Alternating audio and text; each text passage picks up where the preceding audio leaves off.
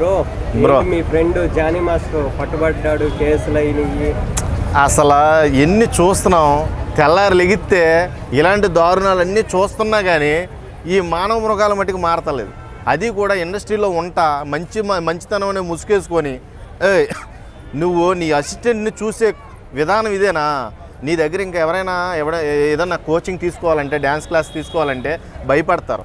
నువ్వు ఇదే ధ్యాసతో ఇదే రకంగా చూస్తే జానీ మాస్టర్ నువ్వు మంచి వ్యక్తి అనుకున్నా, నువ్వు ప్రజల కోసం పాటుపడే వ్యక్తి అనుకున్నా, మంచి డ్యాన్స్ మాస్టర్ అనుకున్నా, మంచి కొరియోగ్రాఫర్ అనుకున్నా, నువ్వు ఇలాంటి పాడుబుద్ధి ఉందని అయితే నేను ఎక్స్పెక్ట్ చేయలే. అర్థమైందా?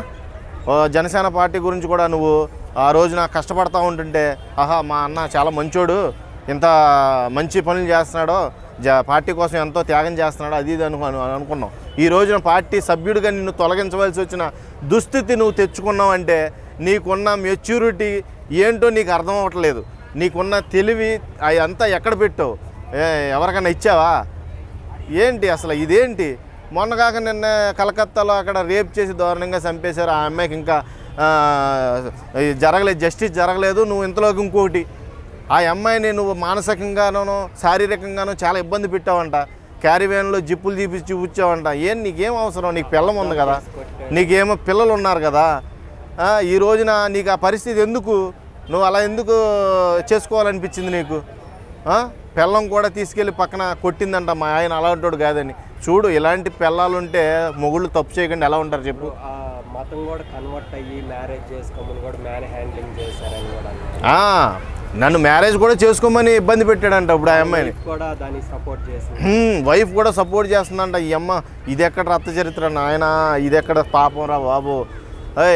ఇదంతా కూడా చూస్తుంటే ఖచ్చితంగా జానీ మాస్టర్ వైఫ్ కావాలనే దగ్గరుండి చేసినట్టుగా అనిపిస్తుంది. ఇంకోటి ఏంటంటే ఎక్కడ మ్యాన్ హ్యాండ్లింగ్ చేసినా ఏది చేసినా కొంచెం ఘోరంగా బిహేవ్ చేశాడని, ఆఫర్స్ రాకుండా చేశాడని, తను బాగా ట్రాప్ చేసి ఇరికిచ్చాడని, తను ఏదైతే కేసు ఫైల్ చేసిందో అదే రాయదుర్గంలో కేసు అయితే నమోదు చేసింది. అది 0 కేసు కింద నార్సింగ్కి తీసుకున్నారు. నార్సింగ్కి తీసుకున్న తర్వాత ఆ అమ్మాయి ఒకటే చెప్పింది, నన్ను ఎన్నో సంవత్సరాల నుంచి నేను అసిస్టెంట్గా చేస్తున్నాను జానీ మాస్టర్ దగ్గర, నన్ను శారీరకంగా ఎప్పటి నుంచో వేధిస్తున్నాడో, నేను ఆ వేధింపులు భరించలేక ఈ రోజున బరస్ట్ అయ్యాను అని అయితే చెప్పడం జరిగింది. అది ఆ విషయంలో ఇప్పుడు పోలీసులు కూడా చాలా ఇన్వెస్టిగేషన్ చేస్తున్నారు. ఇది ఎక్కడి దాకా వెళ్తుంది, ఇది నిజమా అబద్ధమా అనేది చూడాలి ఖచ్చితంగా. ఇప్పుడు ఫోన్లు కూడా స్విచ్ ఆఫ్ చేసుకొని పెట్టుకొని పారిపోయాడు, పరారీలో ఉన్నాడు ఆల్రెడీ. చూసుకుంటే ఇప్పుడు అమ్మాయి ఎప్పటి నుంచో పని చేస్తుంది, ఎన్నాళ్ళు బయట రాకుండా ఇప్పుడే బయట రావడానికి కారణం ఏంటంటారు? అసలు మీకేమనిపిస్తుంది మీద? అంటే ఎవరన్నా ఉన్నారా? వెనక అదా కూడా అవ్వచ్చు, ఎందుకంటే జనసేన వాళ్ళ నెంబర్ కాబట్టి ఆయన మీద కుట్ర చర్య కూడా జరగవచ్చు. కాకపోతే కుట్ర చర్య జరిగితే డైరెక్ట్ పర్సన్ రాడు కదా, ఏదో పుకార్లు వస్తాయి. డైరెక్ట్ నీ దగ్గర అసిస్టెంటే వెళ్ళి, నీ ఇన్ని సంవత్సరాలు చేసిన అసిస్టెంటే వెళ్ళి నన్ను మానసికంగా లైంగికంగా వేధిస్తున్నాడో పలానా వ్యక్తి అనే సిచ్యువేషన్ వచ్చిందంటే ఎంతో నువ్వు ఇబ్బంది పెడితేనే ఆ సిచ్యువేషన్ వస్తుంది. అవునా కదా? సో దీన్ని బట్టి మనం అర్థం చేసుకోవాల్సింది ఏంటంటే జానీ మాస్టర్ దగ్గర కూడా ఇంకో యాంగిల్ ఉంది. డ్యాన్స్ ఒకటే కాదు, ఒక రొమాంటిక్ కొద్దిగా ఇది కూడా సైకోతనం కూడా ఉంది అని చెప్పొచ్చు. రొమాంటిక్ అనకూడదు దీన్ని, ఎందుకంటే ఇది చాలా అబ్యూస్ మాట. ఇలాగా ఆడపిల్లల్ని నువ్వు ఎంతమంది పిల్లల జీవితాలతో ఆడుకున్నావు ఈ రకంగా ఆలోచిస్తే, అంతే కదా? నువ్వు కొరియోగ్రాఫర్ని, నువ్వు అసిస్టెంట్ని నువ్వు ఆడదానిలా చూడలేనప్పుడు నువ్వు సమాజాన్ని తిరిగి ఆడవాళ్ళని కూడా నువ్వు ఒక ఆడవాళ్ళగా నువ్వు ఎలా గుర్తించగలవు? నీకు అంత మెచ్యూరిటీ కూడా లేనట్టే. నాకు ఇంతకు ముందు కూడా వేరే కాలేజీకి వెళ్ళి ఒక అమ్మాయి మీద హ్యాండిల్ చేస్తాడనే ఒక కొత్త కేసు బయటకు వచ్చింది. ఓకే, దీనికి ముందు వాళ్ళ అసిస్టెంట్ని కూడా ఇబ్బంది పెట్టాడు. అంటే నువ్వు అనేది గుడ్లవల్లి కాలేజా? ఇంకో కాలేజ్ ఉంది. అవును, లాస్ట్ టైం ఒక కేసు ఒకటి పిట్టి కేసు పెట్టారంట. అది అసిస్టెంట్ తో కూడా అబ్బాయితో కూడా అట్లా బిహేవ్ చేశాడని ఇంకో కేసు వచ్చింది. ఓకే, అప్పట్లో సెక్సువల్ అబ్యూజ్ అని ఒక కేసు వచ్చింది. కరెక్ట్. అది దాన్ని డీటెయిల్గా చెప్పాలంటే ఒక అమ్మాయిని జానీ మాస్టర్ కొద్దిగా ఎంత ఇబ్బంది పెట్టాడంట, డ్యాన్స్ క్లాస్కి వచ్చిన అమ్మాయిని. ఆ విషయంలో ఒక విషయం చెప్పారు. అప్పట్లో ఆ అమ్మాయి డైరెక్ట్గా మన ఈ శేఖర్ మాస్టర్, రాకేష్ మాస్టర్ ఉన్నాడు కదా, రాకేష్ మాస్టర్కి అయితే కంప్లీట్ ఇచ్చిందంట యాజ్ ఏ శిష్యుడిగా ఎంటర్ ఏమో అని. రాకేష్ మాస్టర్ కూడా అప్పట్లో రాకేష్ మాస్టర్ అంటే చిన్నోడు కాదు, ఏదో లాస్ట్లో అంటే వీక్ అయ్యాడు కానీ మనిషి రాకేష్ మాస్టర్ కూడా జడ్జిమెంట్ ఇచ్చి నువ్వు చేసేది కరెక్ట్ కాదురా జానీ, ఇంకొకసారి రిపీట్ అయితే బాగోదురా నీకు అని గట్టిగా వార్నింగ్ ఇచ్చాడు. ఈ రకంగా చూసుకుంటే వీళ్ళిద్దరు కొరియోగ్రాఫర్లో ఇప్పుడు శేఖర్ మాస్టర్ రాకేష్ మాస్టర్ దగ్గర నుంచి వచ్చిన కొరియోగ్రాఫర్లో శేఖర్ మాస్టరే బెస్ట్ అని అనిపించాడు. ఆయన పర్సనల్గా ఎలా ఉన్నా కానీ వ్యక్తిగతంగా ఎలా ఉన్నా సమాజంలో మటుకు మంచి పేరే ఉంది కదా. నీకు ఆ ఉన్న పేరుని ఎందుకు చెడగొట్టుకుంటున్నావు? నువ్వు మంచి కొరియోగ్రాఫర్గా ఉన్నప్పుడు టాప్ 5 కొరియోగ్రాఫర్లో నువ్వు ఒకడు. అలాంటప్పుడు నువ్వు తెలుగు ఇండస్ట్రీ నుంచి ఆ కొరియోగ్రఫీ ఉన్న వృత్తిని గౌరవాన్ని కాపాడాలి. నేషనల్ అవార్డు కూడా వచ్చింది నీకు మొన్న ఎన్నో అవార్డులు, ఎన్టీఆర్ అవార్డ్స్ కానీ ఏదైనా కానీ చాలా అవార్డులు అయితే నీకు వచ్చిన ఫిల్మ్ఫేర్ అవార్డ్స్. అలాంటి కొరియోగ్రాఫర్ అలాంటి వృత్తిలో ఉండి నువ్వు ఈ రకంగా నా ఫ్రెండా ఇంకా బాగుంది ఇది కథ నువ్వు సృష్టిస్తున్నావు. అమ్మాయి మధ్యప్రదేశ్ నుండి వచ్చి డీజోడీలో పాల్గొని విన్నర్ అయింది.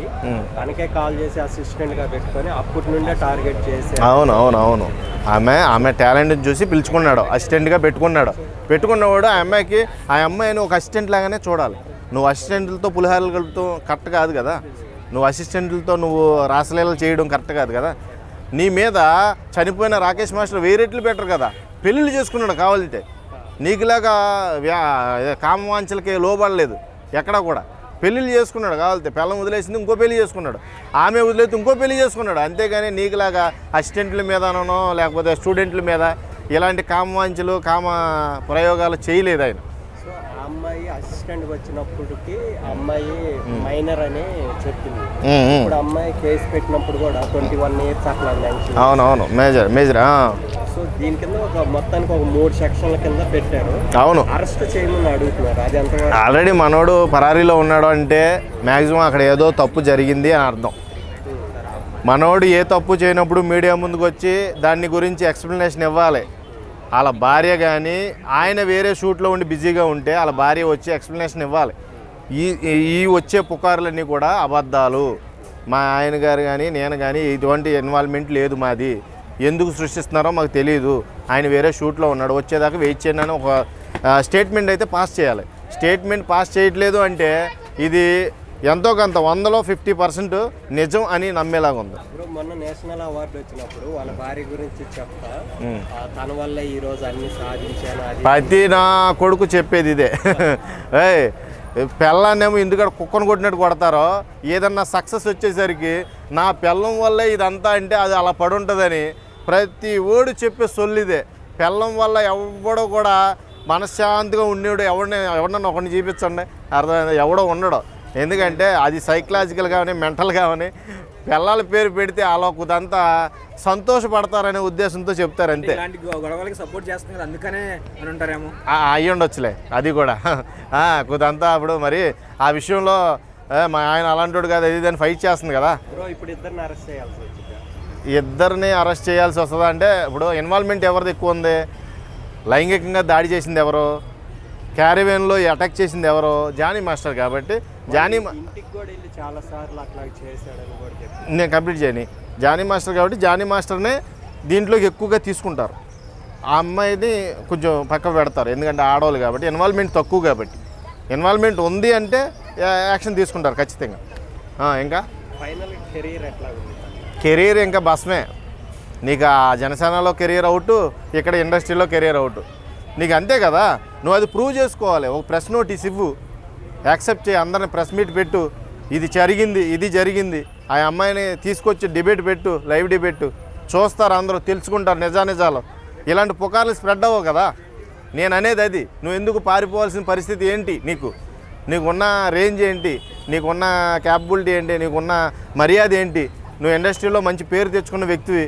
నువ్వు అందరి ముందు బ్యాడ్ అయిపోతే నీకు రేపొద్దున సినిమా అవకాశాలు వస్తాయని గ్యారంటీ ఏంటి?